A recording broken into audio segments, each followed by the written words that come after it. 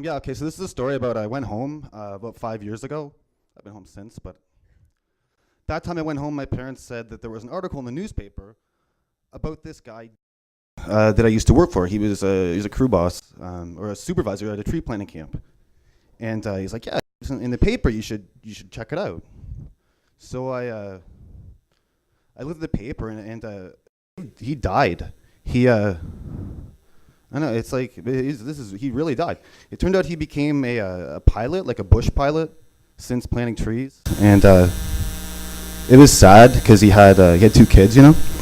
But I didn't. I hated him. I wasn't uh, like I should have been sad, but and like in retrospect, he was probably like one of those like tough guy types that's like probably like a bit of a teddy bear inside. But when I knew him 10 years before, he was a supervisor, and I was like a young man that came up against authority with, not with guns blaring or blazing, but certainly with my head down and walking forward.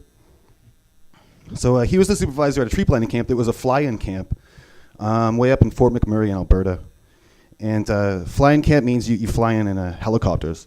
So he flew in for like 20 days at a time, and there's nothing to do. And like on day 10, they would actually fly in whiskey and clean socks for us.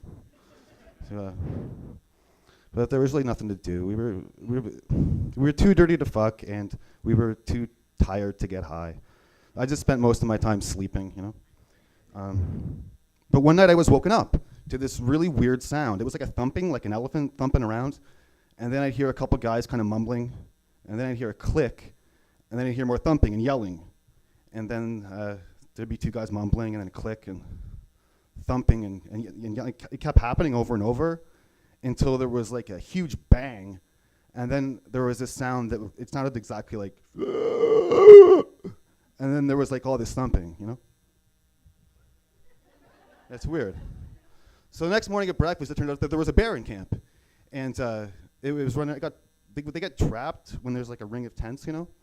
They got trapped in the middle, and so was there with a shotgun, and his buddy Bert was there with a flashlight. But every time the bear charged them, Bert would drop the flashlight. And it happened a few times, and then finally said he shot the bear in the ass, and it ran out of the camp, which I thought was weird because I found some bloody teeth on the ground by the tents. But that day we went to work. We got in our helicopters and we went to work, and it was pretty uneventful. If anyone's ever planted trees, the day planting trees is probably the definition of uneventful. But that night, the helicopter arrived to pick me up, and Dave was in the helicopter, which was weird because he usually likes to kind of monitor things from the ground. But this was a special day because we were going to chase a bear in a helicopter. And I should mention actually that I actually have two fears. One of them is bears, and the other is flying. So, but took to the helicopter actually quite well. I think he really kind of got turned on to flying at that point, and it was I was terrified, but it was kind of interesting and certainly fun. It was like a nature documentary where there's like this long grass and a bird's eye view and a big bear just running and shitting a lot because it was terrified. And it came back. The bear came back. They chased it like apparently 12 kilometers, but I don't know why. It kept coming back to camp, and it just kept returning. So, and it wasn't scary. Like when bears are gonna it's like in the movies, you know, all those bear movies where the bears like roar, and when a bear wants to come at you and really hurt you, it just kind of goes ears back, head down, and just kind of keeps walking. And it did that. It did that to an entire camp. And I think it would have hurt a lot of people. So luckily, was able to shoot it and kill it.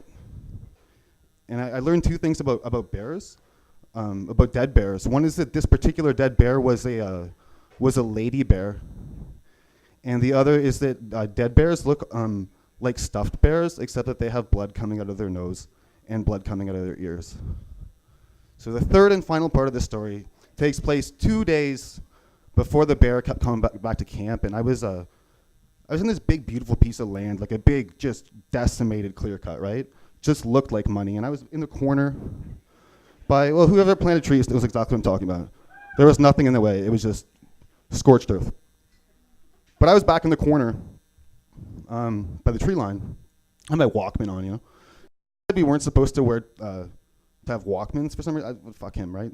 So I had my Walkman on, and it was like the tape was like grinding and like kind of growling, sort of. And I noticed just as I heard that, I looked up into the tree line, and I saw two big white circles and like a jagged like white line. And but in my head, I was pretty calm. That was cool. You know, I was like, when you see a bear, you're not supposed to run, and you're supposed to like make yourself look big, you know. But apparently by the time I was thinking that, I was already running and pissing and yelling bear.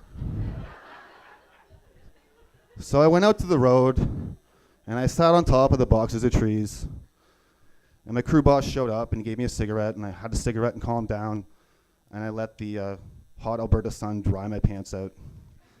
And they told me that I should probably go back into my land, find my shovel and bags, and go back planting. And they told me there's no way there's a bear around here. Our camp's only like 12 kilometers around here, so I think that if there was a bear here, it probably would have showed up at camp sooner or later. So I went to walk back into the land, and I'll never forget this, over the top of the hill, seeing what was probably the cutest thing that I've ever seen, which looked to me like two perfect animatronic teddy bears running out of the land to play with me. Thank you.